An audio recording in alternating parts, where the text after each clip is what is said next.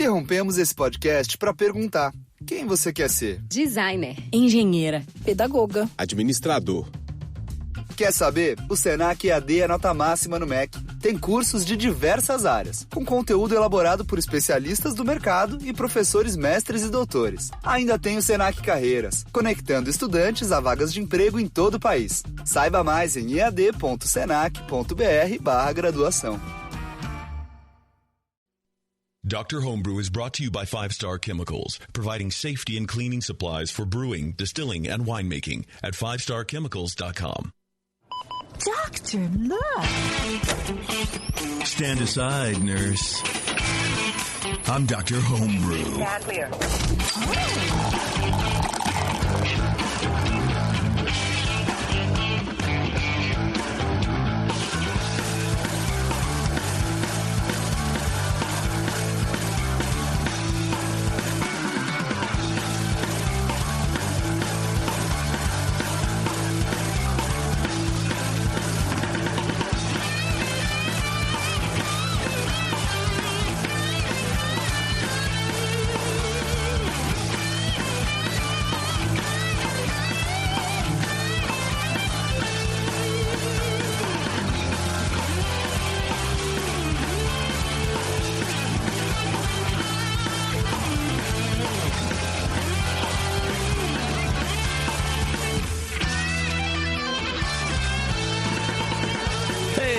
Welcome to the show. This is Dr. Homebrew, and we're back in the studio to talk homebrew, talk beer, and probably complain a little bit. I'm not going to lie. We got the results from the first round of NHC, and I'm going to bitch a little bit, just a smidge. I'm going to be much more metered than I was last time. I decided to complain about my first round NHC scores, but, you got to do what you got to do sometime, Brian. You know what I mean? The judges might be listening.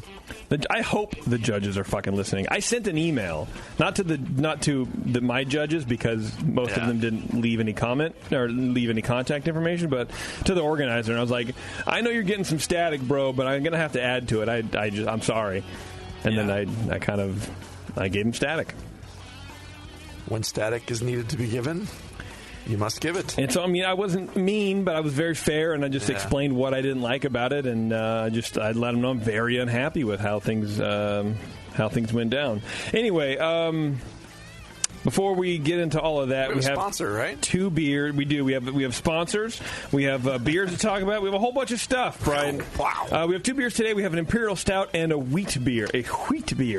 That's quite it's a weird face-off, right? And you know what? I just kind of went down the line. I was like, oh, I'll just contact this guy and this guy and put the times together. And then I realized when I got in, I was like, oh, that's that's probably not cool. I'm going up against that guy. Yeah, and we're doing the Imperial Stout first, right? As well. Yes, makes a lot of sense. As well, judges. Why not? Why wouldn't we? Yeah. Why wouldn't we?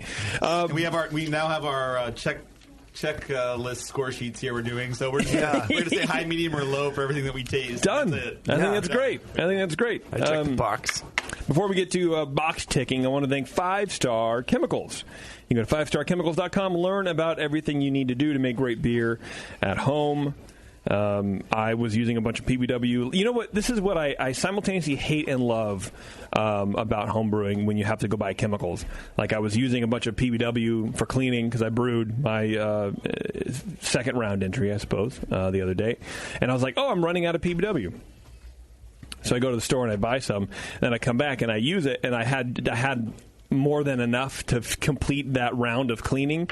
But so I hated it because I now have a 4-pound jar of PBW at my house, but at the same time I love it because now I know I'll never run out for like 3 months, and it's great. No, my buddy bought the big jug. I buy the 5-gallon pail every time I buy it. I think he bought a big box or something, and he pieced it off for friends at the homebrew club meeting. Yeah. About a pound. And we all walked out with like a baggie full of white powder. It's great. Hope you guys got pulled over. We did. Yeah.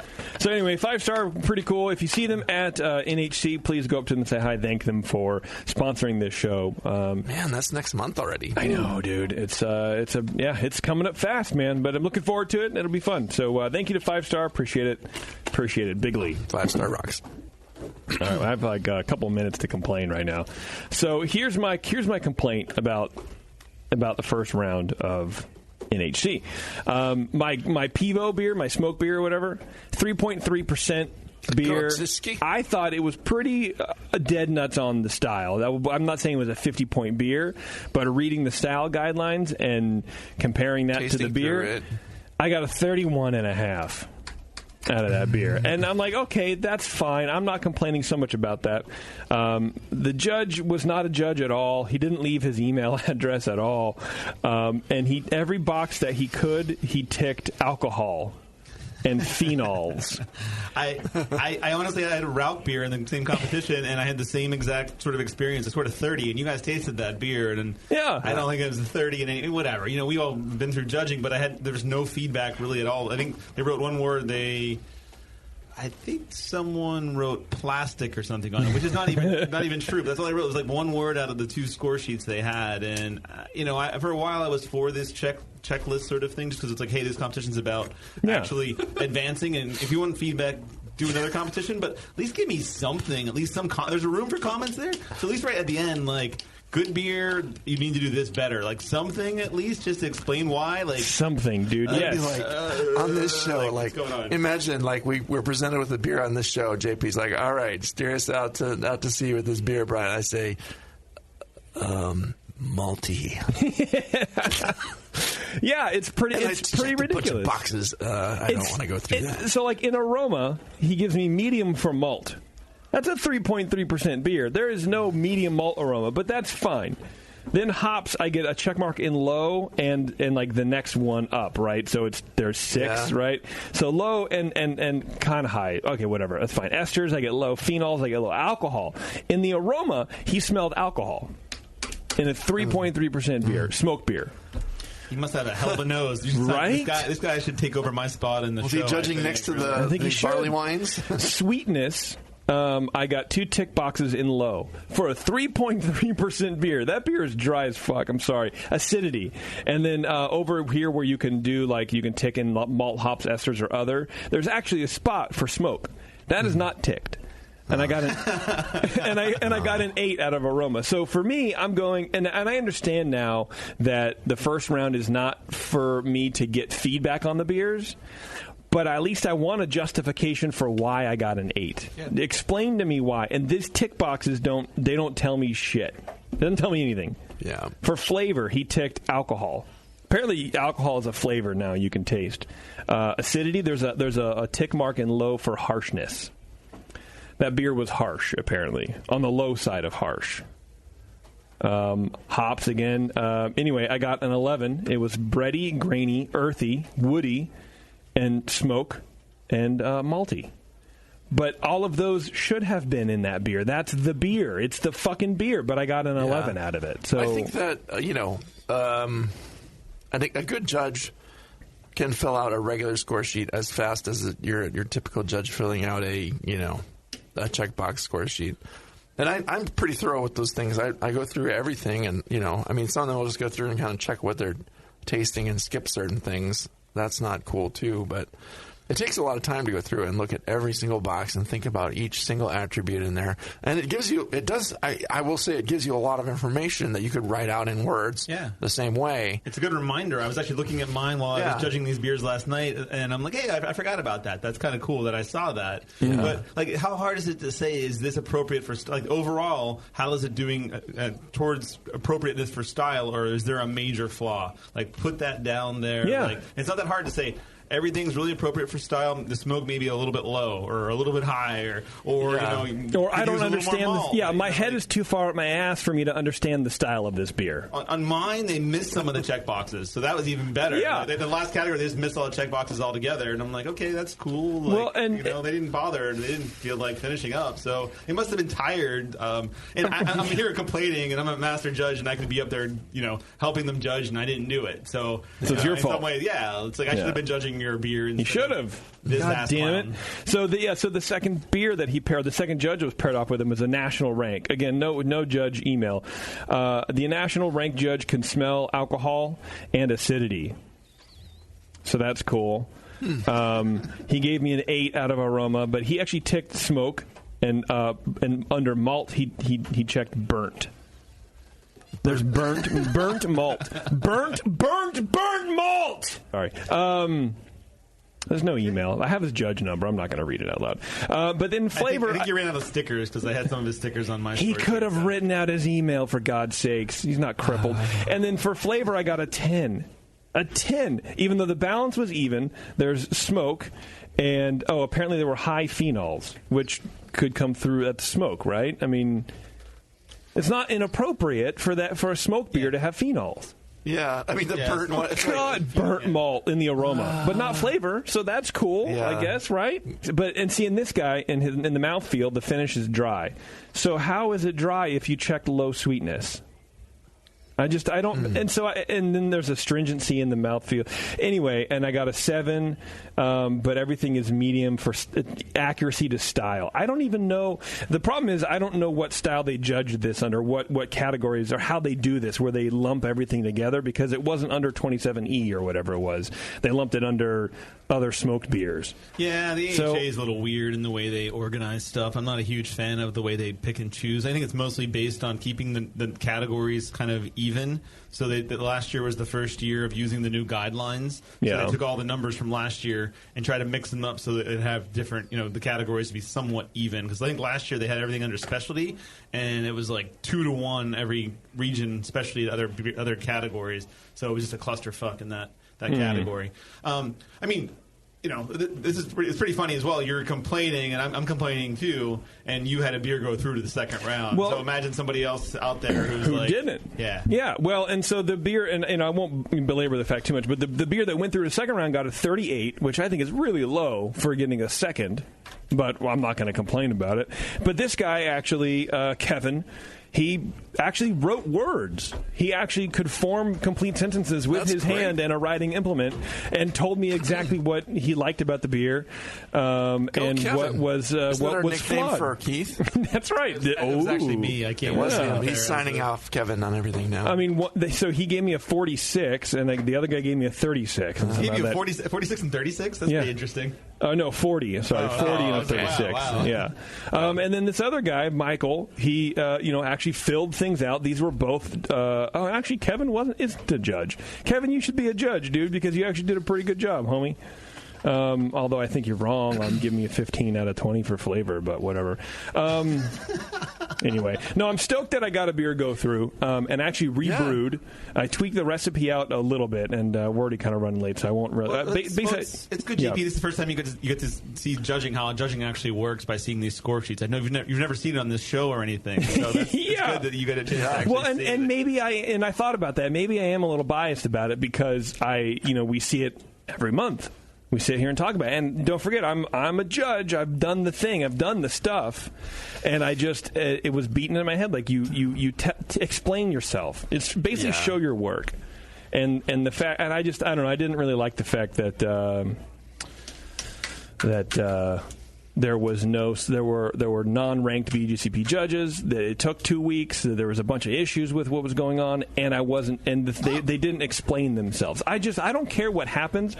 Just explain yourself. If you tell me that you taste banana peels, that's fine. That's what you taste. I understand. But explain to me that's why you gave me a low score. That's what I didn't like. I just want explanation. There were some issues with Northern California competitions kind of conflicting with each other, and people, things being moved, and there was a little bit of chaos this year in the NorCal judging world. So I did hear about some of that, and hopefully it'll be addressed and just work itself out next year. It's a lot of work. I mean, we did an insane amount of work. I appreciate all those people that take on those comps. Yeah. I was the judge coordinator in Pittsburgh one year, the only year we ever had the Nationals there for the first round, and it took us 8 days to do it, and we did it every single night for 8 days. And that last day it was over. We were just like, thank fucking God, this is over right now. Yeah. It was just so much work. And, you need a big judge base. And I think a lot of people here were burned out, like you said, because of other competitions going on. And, we're both to blame. We didn't go up and help them out there either. So, and what do you do about it, right? Do you limit the amount of entries per region at that point? Like,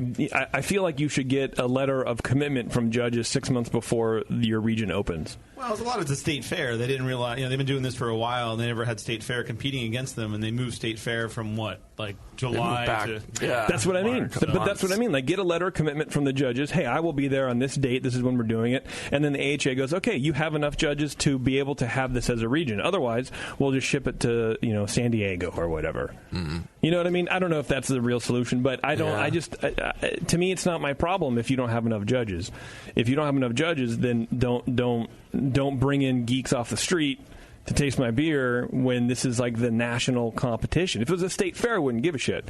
This is the nationals, man. Everybody wants to make it through. And I don't know that it was for lack of effort. I know they reached out a lot. Yeah. And when we did it, I mean, we did it for in Lodi and then in Pleasanton when we did the regionals, and we made nice glossy postcards to mail out to judges and like, hey, you're invited to judge in this prestigious competition. It has a medal on it. And I was like, my judge coordinators were like, I'm having trouble getting all the judges I need. Let's just go all out and just try. You really have to these days, and I think there's so many more competitions now that it's even harder for the people that are doing it. I'd hate to be in their shoes because it's absolutely so many competitions competing for the judges' time. Yeah, and yeah. Well, nobody wants to fill out those checklist score sheets, so they never. No, they're garbage. Anyway, that's my rant. We're going to take a break. We're going to come back. We're going to talk to Taylor, who has an Imperial Stout, and it's Dr. Homebrew, not Dr. Complain Brew. Hello, fellow BNers. This is Sully from the 21st Amendment Brewery located in San Francisco, just 2 blocks from Giants Park. Before Nico and I opened the 21A and before I was a professional brewer, I homebrewed on my small 4-burner apartment stove in a back house in Santa Monica, California, making my extract brews before graduating to the daunting idea of all-grain brewing. Homebrew books and information was hard to come by back then. The internet hadn't been invented yet, along with other things we take for granted today, like electricity and potable water. One thing I wish I had back then when I was learning was a radio show that could teach me the ins and outs of brewing and answer questions that I had about homebrewing, a resource for making great craft beer. The 21st Amendment Brewery is excited to be a proud sponsor of Dr. Homebrew, a great show that teaches you what you need to know about making incredible beer. Good stuff. Listen up, you might learn something. I certainly did. And thanks for your support. Tasty Crack Games.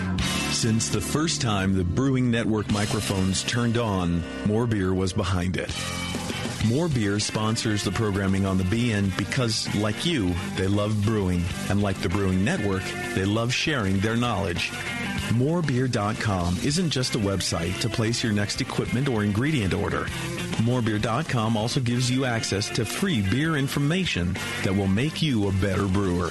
Go to morebeer.com and click into the Learning Center. You'll find podcasts, technical facts, video tutorials, and more, including access to The Buzz, More Beer's social network of more than 5,000 members. And some of them might even be crazier about beer than you are. Get over to morebeer.com today and take advantage of The Buzz, the forum, the Learning Center, and make sure you're signed up to receive the newest More Beer catalog. More Beer, bringing you absolutely everything for beer making.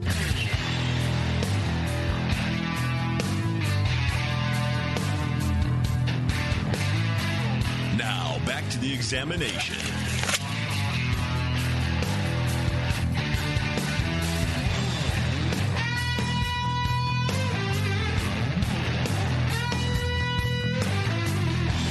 All right. We are back, my friends. We are back, and we're ready to talk to Taylor as soon as I push this little button. But before we do that, I do want to tell you guys, I want to remind you guys, that tickets are now on sale for the 39th Annual National Homebrewers Conference, a.k.a. HomebrewCon. Join your homebrewing comrades this June 15th through 17th in Minneapolis, the city of lakes, apparently, for 3 unforgettable days of learning, camaraderie, and delicious beer.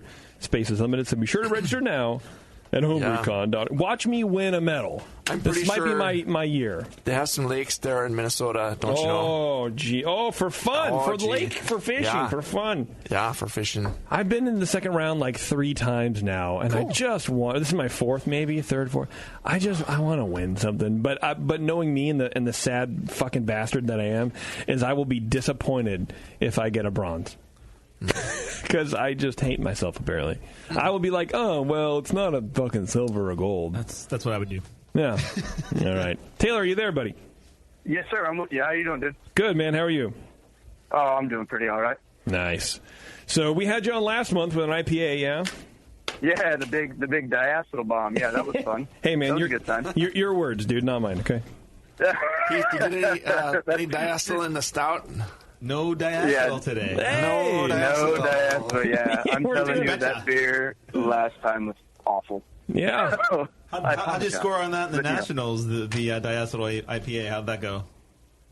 What's that? How was the diacetyl IPA in the Nationals? How'd you score on? Did you enter it? Oh, they were kind enough to give me an 18, so that was cool. Wow.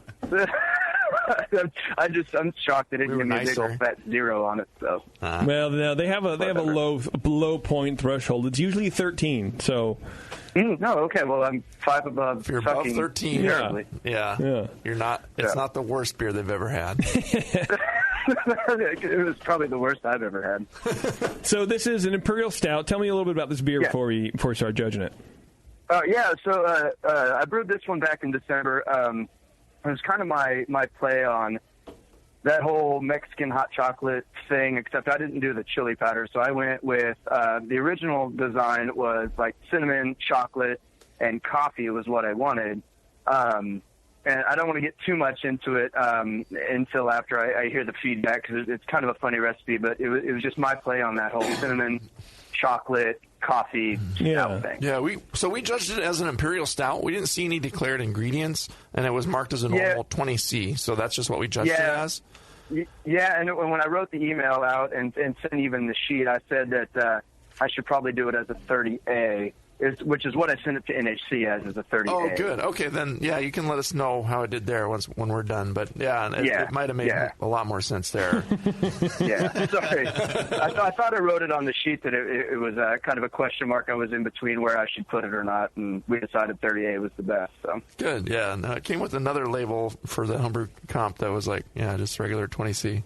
Right. I mean, maybe you changed your mind and reprinted the labels for the ones you sent. I did actually the night before we sent them out. See, there you go. Yeah. All right, Brian, you're already going for it, man. Why don't you start us off? In the nose, it has a pleasant little bit of roast in there, but it's very nutty, and it's a very big. Have you ever had carob? It's like. It's kind of a plant that's meant to taste kind of like chocolate, but it doesn't taste like chocolate. It has kind of a carob-y kind of cocoa-like note up front. There's just a lot of chocolate, but the roast is kind of hiding behind some of these other things. No hops. It shouldn't have a big hop there. Medium-low esters, no DMS, no diacetyl. Hints of kind of diner coffee. I'm getting a very low dark fruit, but not much of that at all. It seems clean.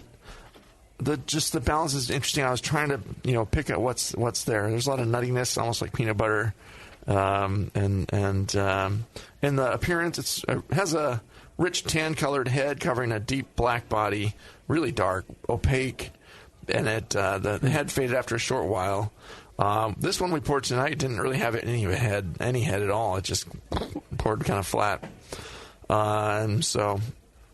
You should throw up a little bit of a head on this thing and have kind of a creamy appearance to it. But the head had a kind of medium-sized bubbles. That, there was a little bit of a collar on it, but not too much. Just kind of, there's a little, you can't rouse it. I mean, it shouldn't be super carbonated, but yeah.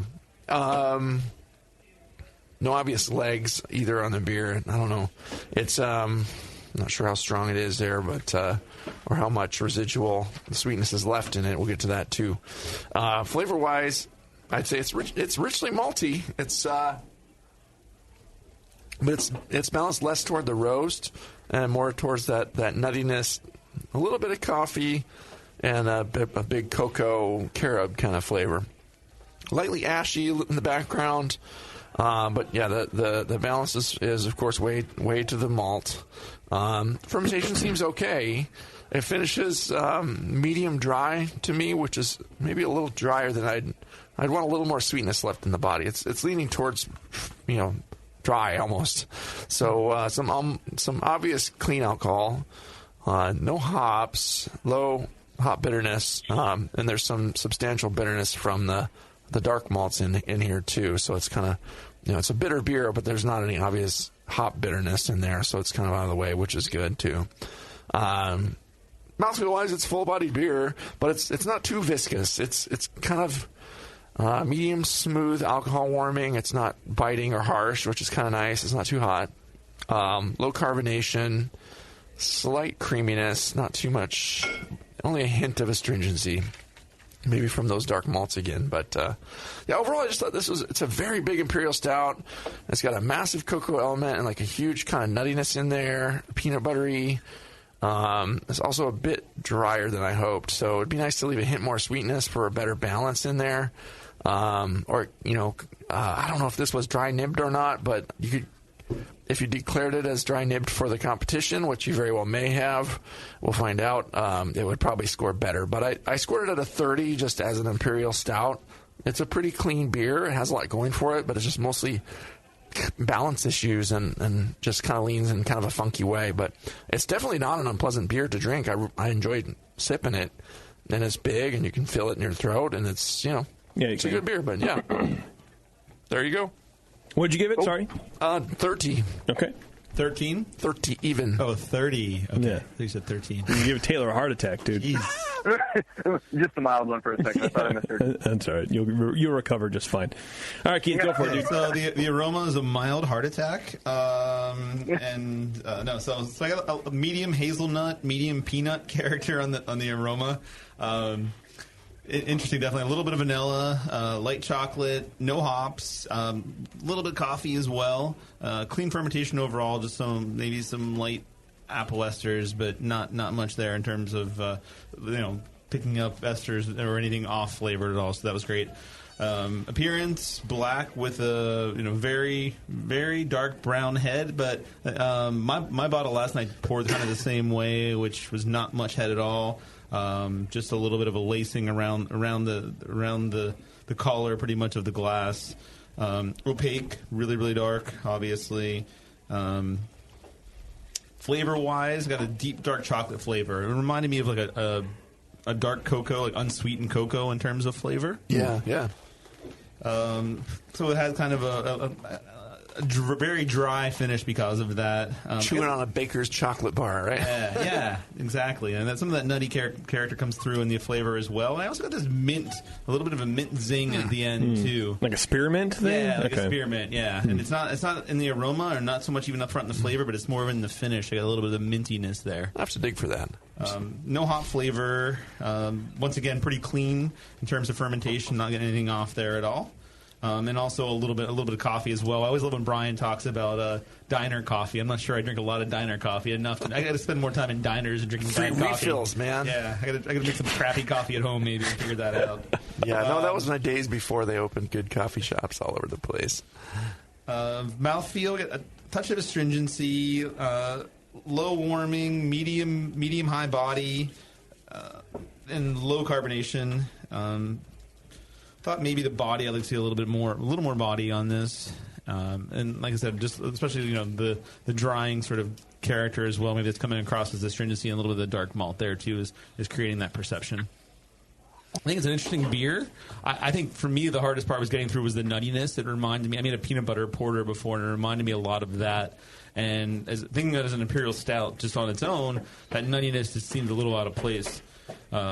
So that was one flaw that I thought for overall impression. I kind of agreed with Brian that it was a little bit dry. I would love to see some more sweetness, so I'd up it with some more character malt, maybe some lactose, maybe a little bigger even, something to kind of keep that sweetness around in the finish, because it comes off as kind of dry and sort of puckering at the end. Not even puckering, but just sort of lingering sort of dryness.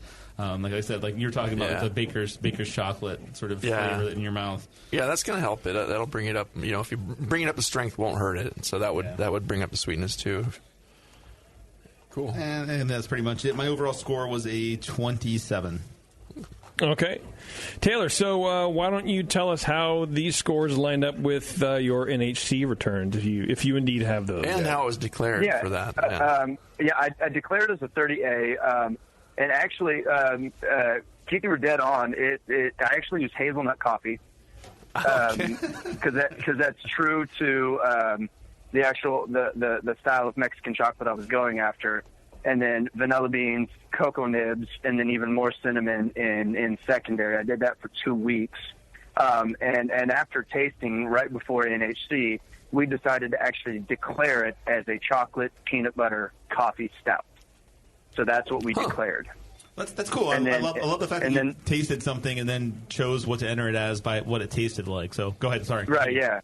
Yeah. We entered it to what we tasted instead of what I actually was attempting to brew, and they gave me a collective 33 on it. So that's really good. Yeah. I think we're a little lower than that because of the balance and the trying to fit it into the style. But I think we would go higher. They weren't. As well. I mean, both you guys were kind of thrown off by the nuttiness and the hazelnut, and when I claimed and the peanut butter, which there's no peanut butter in it, but it tasted like peanut butter. They're like, oh yeah, it's peanut butter, and so they just moved right past it. So yeah, it's pretty neat. If it tastes like that, yeah, go ahead and declare it. I'm actually drinking it right here with you guys. Yeah, so. Cool. Awesome. It's a very enjoyable beer. I think it's nice and smooth. You did a really good job with your fermentation, keeping your yeast happy.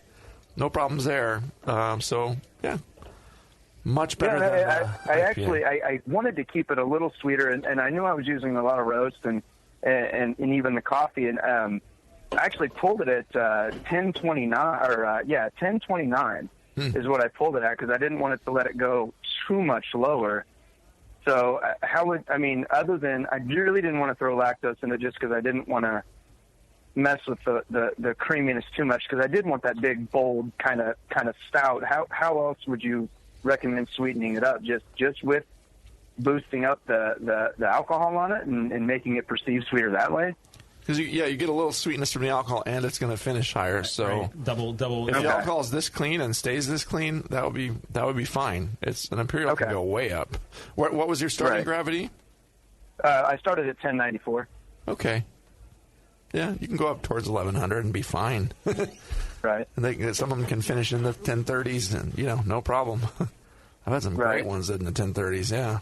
Yeah, wow. The one you tasted recently that I made, it was like third and best to show at a competition, the barrel aged one. It was like 11:20 to start. And I finished at like 10:36 or 10:38, something like that. Wow. Mm-hmm. And I was supposed to be an imperial stout, and then Brian tasted. He's like, "This tastes like more like a sweet stout to me," so I ended up entering it as an imperial sweet stout thanks to Brian's recommendation, and it did a lot better that way than it would have been as an imperial stout. But yeah, it's kind of finding that, like, tasting it and saying what but I think for us, like, just for tasting wise, I think making it a little bit bigger would easily make it give that sweetness that versus adding lactose or something like that. I'm not sure what else. I mean, you can more vanilla. I don't want to put way more vanilla in this. You said you had some vanilla. Is that true? I forget what you said. If you had. Yeah, I didn't really want to. I didn't want the vanilla to shine, but I've heard that vanilla in small notes can actually carry chocolate and make the chocolate more bright.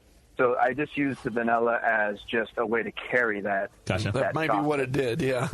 Yeah. The chocolate is big and it is shining through really, really strongly. So the cinnamon doesn't come through to me very much at all. I didn't get the cinnamon either. I didn't either, and that's why I didn't claim it. I just let it kind of fall out and background perceived it as probably some of the bitters and maybe some of that biting astringency that you got off of it. What did you use for cinnamon? Might have been that. Sorry, I put the cinnamon stick in with 5 minutes left in the boil. Okay, I really like Saigon cinnamon. I think I did one more in secondary too. Okay, I really like Saigon cinnamon. It also gives you a little bit of sweet character versus like a traditional cinnamon stick. Like Saigon cinnamon has this nice sweetness to it. So if you're thinking about doing this beer again, give that a shot. It's an interesting. And it's funny tasting this beer and listening to what you were going for, because I can kind of taste. I can imagine what the beer you were going for would taste like, with the cinnamon a little more prominent, like a Mexican chocolate kind of thing. Would be really cool if you could get it to work. So you can keep trying to steer it that direction and make Mexican coffee chocolate beer, whatever it's. What is it modeled after? Is there a beer like that out there? There's a couple. Yeah. Abraxas is one we get around here in the Midwest, but it would just knock my socks off when I had it this year. I can't have enough of it. I'll have to look for that. Cigar City is the Hunapu or whatever the hell it's called. I can't remember the pronunciation, but I've done like two. I've done 2 or 3 of them myself. Yeah. All of the bomb back down in Oklahoma, the bomb variants. They do Okay, Clown Shoes has one too. It's And the bomb, you can really taste the chili and the spice. Yeah, it really comes through. All those different flavors somehow come through in that huge. Yeah, well, I think that was this winter's haze craze thing going. Yeah. So I jumped on the bandwagon of that one just because I really enjoyed it. Would do that. It's typical Taylor. That's what a typical fucking Taylor, dude. I'm telling you. Next year's going to be the diacetyl IPA craze, so just get ready. You're ahead of the curve. Your time there. Yeah. No, it's a lot of ingredients. 50% of the grist is buttered popcorn. I love it. A lot of ingredients to balance out in this one. So, I'm glad you did what you did. How did you score? I'm glad you did what you did and declared it like you did because that made sense. They gave us you got 33. That's right. Collective. Yeah. So. And you didn't pass on to second round? No, okay. I didn't. Yeah. So. Well, yeah. That'd have been tough. You couldn't rebrew, that's for sure. Did they fill out the checklist score sheets properly? Well, I mean, we'll see. They kind of did. This new checkbox thing is a little funky. I don't get as much feedback as I used to, but they wrote some notes. Mostly it was all checkboxes, so it is what it is. That's why you have us. Yeah, that's right. That's right. I love writing, and that's part of the reason I'm a judge. And when I'm handed a checkbox, it's like being a data entry clerk. I'm like, okay, let me log the data for this beer. Right. It's just so boring. Right. Yeah, and actually, I just I'm actually going to judge my first competition coming up. I think it's in June. I'm just going in as an amateur, and I'm going to sit next to our homebrew club has several BJCP judges, and I'll sit next to one of them and kind of learn the ropes and steward for them a little bit, basically be their bitch for the day and try to learn some stuff. Hey man, everyone needs to be a bitch at one point in their life. And remember, it's not what's wrong with the beer, it's what's not to style with the beer. Right, yeah. And that's the important thing. If you don't like that style of beer, don't fucking judge it. Exactly. Right, that's what Untapped is for, right? Yeah. Anyway, Taylor, if that's it, man, I'll let you go. Yeah, dude, that's all I got. All right, cool. Thanks for sharing. That was a fun beer. Thanks, dude. Cheers. Oh, I remember him now. I think he was the guy who kept claiming our word, dude. He said dude like 12 times. That's our word, I forgot dude. to ask him about yeast strain and water in that conversation. You didn't go through your checklist. Yeah, that's why, checklists are good. They're important. Speaking of good things, this is about Grog Tag. Your dad has helped you out over the years, so why not help him out for a change? Get the man some Grog Tags. Head on over to grogtag.com and design him some custom labels that only a father could love. Or grab a gift certificate and let him get creative. He can choose from dozens of labels for his beer and winemaking, or some custom caps, coasters, or even a metal sign. Whatever he chooses, he'll have you to thank for a change. Head over to grogtag.com and enter code BNARMY at checkout to take 10% off your next order. That's grogtag.com. Apparently, Father's Day is coming up. I hope someday my son will, buy me a beer sign from Grog Tag. That'd be pretty good, dude. Maybe he can get you like a Grog Tag cane. Yeah. Right now, he would try to find the one with trains on it, but no. Hey man, he can throw a train on the labels over there. Yeah, Grog Tag, he can throw whatever you want. Yeah. All right, we're gonna take a fast break, and then we're gonna come back with John, talk some wheat beer. It's Dr. Homebrew. Hang on, we'll be right back. Do you know the 3 most important rules in brewing? Sanitation, sanitation, and sanitation. And no one does it better than 5-Star Chemicals. 5-Star knows sanitation. You can only sanitize clean equipment. And 5-Star knows how to clean, too. For craft brewers and home brewers, 5-Star has what you need to keep your fermenters, serving tanks, kegs, and draft lines sparkling and free of any beer-spoiling bacteria. PBW, caustic, acid cleaners, Star Sand, SaniClean, lubricants and defoamers, pH stabilizers, and more. 5-Star Chemicals has cleaning supplies, safety supplies, heat exchangers, pumps, hoses, and valves. And 5-Star is proud to offer eco-friendly products that exceed customer expectations. If you have a cleaning problem, you need the 5-Star solution. Visit 5starchemicals.com or call 800-782-7019. 800-782-7019 and get the 5-Star treatment today. Are you a member of the White Labs Customer Club? If not, you should be. It's the easiest way to earn free stuff for turning in your old homebrew labels from either Vials or Pure Pitch. All you have to do is save your labels and redeem them for things like free yeast, an exclusive White Labs t-shirt or sweatshirt, and even the opportunity to brew with the yeast man himself, Chris White. Signing up is easy. Just go to whitelabs.com/customer club, fill out the registration form, and then mail in your labels. They will return the favor by sending you awesome White Labs swag. Go sign up today at whitelabs.com/customer club. White Labs, pure yeast and fermentation since 1995. I'm sorry to tell you this, but we're going to have to pour you out. Back to Dr. Homebrew.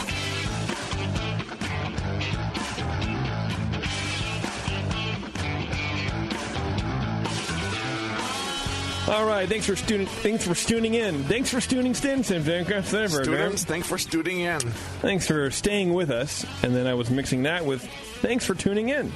We should have John on the line. John, are you with us, my friend? Dr. John. I'm here. All right, how you doing, man? Not too bad. How are you? Not too bad myself. Welcome. We are twins today. And you sent in a wheat beer, which we haven't had too many wheat beers on the show, have we? This isn't really not a style that's well represented on our show, so I'm kind of glad. I like that. Right on. How long have you been homebrewing, man? Only about a year, actually. Okay. So I started, last year about this time. Oh, wow. It's like an anniversary beer. Kind of gotten thrown into the deep end. I was sort of gifted my father-in-law's setup, so I went straight into all grain, straight into kegging. Oh, jeez. I was like, are you fermenting in plastic buckets with extract? No, you just jumped in it. No. God, why didn't I do that? Yeah.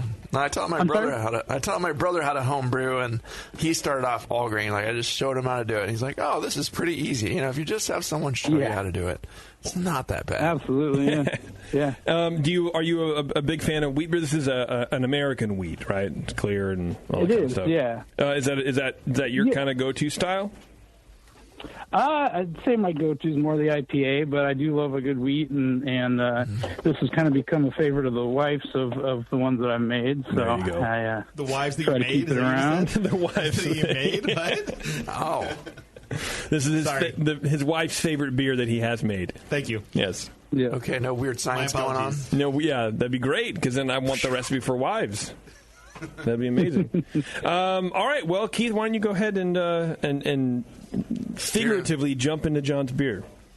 It's better than literally doing it, I imagine. Maybe. Okay. We don't know. There's not enough of it. Okay, it was served in a stubby bottle. Just wouldn't call that out. Like, just, on a score sheet, you always list with, comments about the bottle inspection. So no problem there. Just wanted to mention that just for fun. Okay, so I got a medium citrusy hop character. Reminds me of pineapple, orange, and maybe a little bit of a tropical note there too. Maybe mango or a little bit of passion fruit. Moderate light grainy character, slightly bready, low sweet malt. Overall, the yeast character is very clean. I'm getting, as it warmed last night when I was drinking this, got a little bit of a tea-like character from the hops, I believe. Overall, though, I think mostly to style, but I think a little bit high in terms of the hop character. Sorry. Color-wise, deep gold. Pretty deep gold. I would say it's a little bit high in terms of color for style. I think American wheats are usually a little bit lighter than this. Whitehead, not. Pours, it's really white. It's great color foam around the, but not a really big pour initially. Not a big head initially, but it is a really long lasting head. But I would expect to see a little bit bigger head right out of the gate there. Nearly brilliantly clear, which is acceptable. This one looks. I think my room where I was judging last night was a little bit dark. It's a little bit, maybe not quite brilliantly clear, but pretty darn clear. Looks pretty. Pretty. Sorry. Medium low malt sweetness, slightly doughy character. Again, getting that citrus hop. Sorry, orange and pineapple. In some ways, in that the tropical character is reminiscent of like sort of a Sauvignon Blanc sort of wine, and it also finishes pretty dry like that as well. Although the balance overall leans towards the hops in this beer. 1 second. Getting a tiny bit of oxidation, a little bit of the cardboard, a little papery. Finish is fairly dry, but there's a good amount of sweetness. So I think say balance is nearly even in this beer. Getting just a hint of saltiness from the water. Mouthfeel, slightly astringent finish. Getting a little bit of grape skin character from that. Medium-low carbonation. I thought the carbonation could be a little bit higher for the style. And no warming, and a medium-low body. So, overall impression, I really enjoy the hop character. I really like the way that orange and pineapple jumped out, with a little bit of the tropical fruit flavor as well. Balance is nearly even. I think that's good as well. I think the carbonation could be bumped up somewhat. And maybe even the water, like I said, the water seems a little bit salty. I'd consider thinking about, your water and I'd love to ask you when we're done with this, what you're doing with water in general, what you're using there. But overall, I think I really liked the beer. I just thought it was a little bit too hop forward for an American wheat. I think it's enjoyable, but in terms of the style, I thought it was a little bit more than moderate. Like an American wheat is generally a moderate sort of hop beer. I thought this was maybe medium high, so a little bit past the moderate range. Overall, though, I really did like it. I would enjoy sitting around outside on a warm evening or day drinking this beer. So I gave it a 32. Perfect. Right. This hop creep affects us all.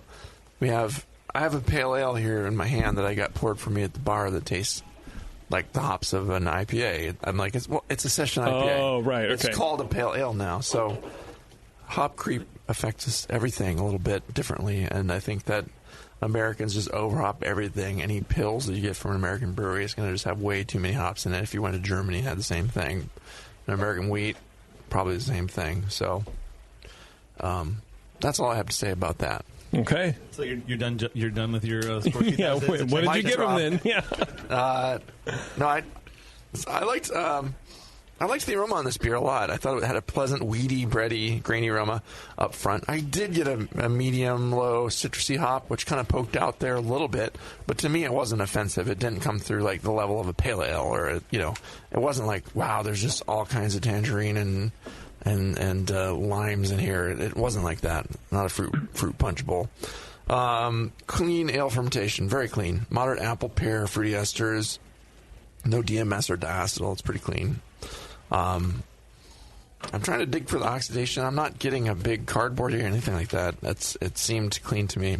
Appearance-wise, it's a light gold with I did see a slight haze. This one's the same thing. You can see through it pretty clearly, but it got a slight haze to it. I think that's light gold, though. It was a little bit darker than light gold to me.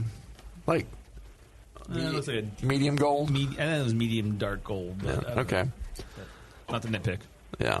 It's the head was a low white-colored foam stand, mostly finer bubbles, but yeah, it did fade to a surface cover pretty quickly, and but it was fairly easily roused too. So I knocked it down a point on the appearance, but you can have a little haze in these. That's fine. That it wasn't for the haze. Just the head should pop up there and stick up for a while. Flavor-wise, very pleasant and flavorful malt notes, a bready, wheat-like quality to it. It finishes medium dry, not too much sweetness.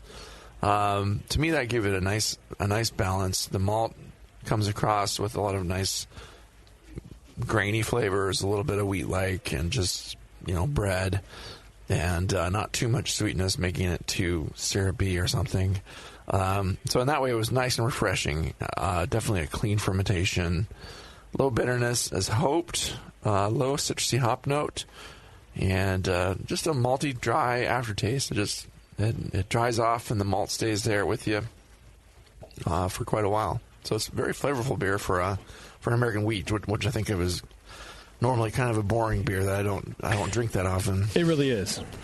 I mean, and it was one of the harbingers of the craft beer renaissance. That, I was like, here's a wheat beer. There's American wheat beer. Taste this next to a freaking Budweiser, and it's got a lot of flavor. Similar. Not this one, but American wheat beers in general. Now it's like a Widmer. Seems so pedestrian. Right? Yeah, for sure. Now, I also must have mentioned that it was probably still like 85 or 90. It was warmer at my house where I judged it in the East Bay compared to where Keith lives in San Francisco, and it was probably 50 degrees. So this was hitting the spot for me last night when I was like sipping that. And I'm like, and it was the first beer I judged. I came home from work, sweaty, hot, and shit. sweaty. Yeah. I want a beer. I'm like, I got to crank through these, Dr. Homebrew beers. Here we go. What do we got? And that hit the spot. It was nice for the moment for me. Good. Body-wise, medium light body, medium carbonation, crisp, not very creamy. I didn't get any astringency, really. No alcohol warmth. It was really quite thirst-quenching, and that's what I liked about it. It's just, as declared, just a thirst-quenching wheat beer for a hot summer afternoon. Yeah. It's not summer yet, but anyway. Tell that to my overall, thermometer. nice wheat beer. Excellent brewing techniques and ingredients are obvious. The malt shines through as it should. The dryness is in a nice place. The bitterness is out of the way. It goes down quite smoothly. Could lighten up the color touch. A hint more bitterness wouldn't even hurt it because it was really out of the way. But it's nice as it is. But I would definitely also back off just the aroma hops a little bit because you don't want to drift too much towards. If you want a classic American wheat, you don't want to drift too much towards pale ale category. But I give it a 38. I really like this beer. I thought it was excellent. All right, 38. That's great. John, you want to go through the recipe real fast before we get into any questions you have for the guys? Yeah, absolutely. So it was a 10-gallon batch, and there's 9 pounds of wheat malt, white wheat, 9 pounds of two-row, 2 pounds of honey malt, 2 pounds of honey biscuits, and a pound of flaked wheat. That was the malts, and then hops. It's 100% mosaic hops, so it's half an ounce first wort hops and ounce and a half at 15 minutes, 2 ounces at flame out, and an ounce each in each 5-gallon. First wort hopping. That's interesting. Yeah, in the 10-gallon. A wheat beer. Yeah, it doesn't surprise me with some of the things that I said about patting myself on the back a little bit, but do you need help? Ryan, come over here and pat me on the back. Okay. But no, the orange pineapple and just sort of the tropical fruit, like Mosaic's known as being sort of like the all hop sort of thing that has all of those flavors in it. So that would kind of explain a lot of those characteristics. I wouldn't think of it to be a great beer to use in a wheat beer, but it actually does work to me. Oh, the hops. Yeah. Yeah, for sure. I mean, if anything, the honey malt's a little to me. There's too much body, so it's not as refreshing as I would want it to be. But it's not. I'm not drinking it. I'm not brewing it for me. So. And that's giving it a little color too. Yeah, and that might be. I was thinking that might be where you got some of that oxidation. Exactly. That's exactly what I was thinking now too. After you said that, when beer starts to oxidize, first it goes to honey, then it goes to paper. Exactly. You're totally right, Brian. Oh, so I was picking up oxidation. It was really just the honey malt. And after you said honey malt, I'm like, ding, that makes ding, sense. ding. Yeah, that was exactly it. Interesting. Okay. Well, hey, John, do you have any questions for the guys here? So I don't do anything with my water at this point because I'm still getting going on the process. I'm just using our city water, which is pretty clean. I don't have any reports on it, but it's pretty soft city water. So filtered or straight out of the tap? You said you were getting some kind of saltiness to that. What would you do to? Well, I guess John, where are you located? Where in the country? I'm in Western Washington, so kind of about an hour north of Seattle. So. Okay. Do you carbon filter your water? I do not. You're close to a lot of mountains and stuff. Yeah, I think I would still. I would definitely. That's nothing to do with saltiness at all. But I would still carbon filter or at least use Camden tabs or something. Just because I know there's got to be something in your water supply, either chloramines or chloramines, whatever the pronunciation there is, or chlorine or chlorine. Yeah. Anything with the CL in it. Yeah, I think it's great to use a charcoal filter with that, or some, just run it slow. That's not the saltiness at all. That's one of the early improvements you make in your home brewing. After about a year, you buy yourself a carbon filter. So you're not right, sooner. You're right there, John. You're right there. Yeah. But, I mean, it doesn't hurt, Ward Labs, which they should be a sponsor for the show. I don't think they are right now, but maybe they're listening and will become. But you can send out a sample there, or somebody, if you're in a club, have the club send out a sample and get some numbers back and see where your sodium is, where your buy an iDip. That's what you do. There you go. Exactly. Go to smartbrewkit.com, buy an iDip. Right. And then your whole club can use it, too. Have your club invest in it. All those dues got to go somewhere, right? Yeah. Make your club pay for it and let you store it at your house because it was your idea. Yes. But if you have soft water naturally to start, then it's probably just me being a little bit off more than I had some Korean barbecue chips right before I tasted this sample right now. Salty. Everything we shouldn't do as judges. Exactly. But yeah, I taste barbecue and salt. What is your club up there? The Stilly Mashers is the name of the club. Yeah, we should let everybody give their club a shout out. Yeah. Why not? And what kind of yeast did you use in this beer? This was the Y Yeast 1010, so it specifically says, American wheat. So it's like Widmer, whatever. Hey, probably did what it's supposed to. Yeah. Probably derived from an alt yeast. Yeah, and they say it gives it a little bit of a tart finish, which I've found because I've made this another time with USO 5, and I like it better with the 1010. It gives a little bit of a tart finish. So. Nice, yeah. Okay. I'm interested in trying that yeast now after tasting this. So, yeah. Well, John, if that's it, we'll let you go to bed, man. Well, not to bed. All right. It's still pretty early. I'm so used to talking to people on the East Coast and the Midwest where they're like it's like 2:30 in the morning. Can I get on earlier? And I'm like, no. It's 8:30. Yeah. 8:30. You sound tired. Go to bed, John. Right Go on. to bed.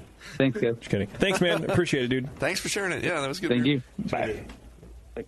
I liked the beer. I thought it was pretty good. Yeah. I thought it was pretty darn good. Okay, so we're time to give. We're time to do the things. Now is the time. We're going to give some stuff away. Not only are we, of course, giving our $40 Grog Tag gift certificate away, but today is the Beer Bug giveaway. Oh. We're going to give away a beer bug on the show today, and I'm pretty excited about that. So, Brian, you are the keeper of the numbers, young man. Who gets what? Okay, we're going to give Taylor the Grog Tags. All right. Yay. Taylor, good job, buddy. Nice work. And John gets the Beer Bug. All right. Good job, John. Taylor, I think, yay. Taylor probably got the Grog Tags last time, too. He can get a really nice sign now. But that beer was good. Yeah, if we had it declared right, that beer would have made more sense to me. I was tasting it as an Imperial Stout, and I was like, oh, man. Something different going on here. Yeah. So many different things. What is it? Well, thank you very much to the folks at Beerbug. You can go to thebeerbug.com and learn more about their device and how they can keep you on track for fermentation, know when to pull your beer, know when to pull your mead, know when to add all your adjuncts and do dry hopping and all that kind of fun stuff. Thebeerbug.com, check them out. They're good dudes. I think they're going to be at NHC as well, so be sure to stop by their booth and learn more. And then, of course, please tell them that you heard about them through our show, specifically Dr. Homebrew, because we're kind of the best. Not really.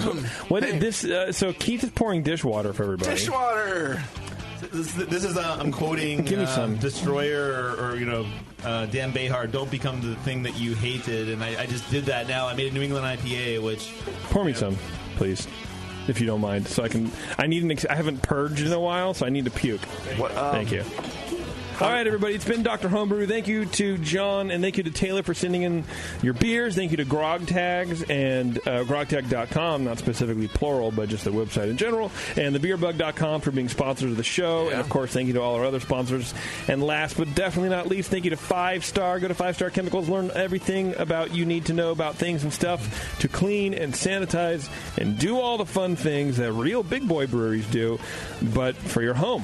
Because who wants to go into debt? And thank you to Juicy Cloudy Beer. Take a sip, JP.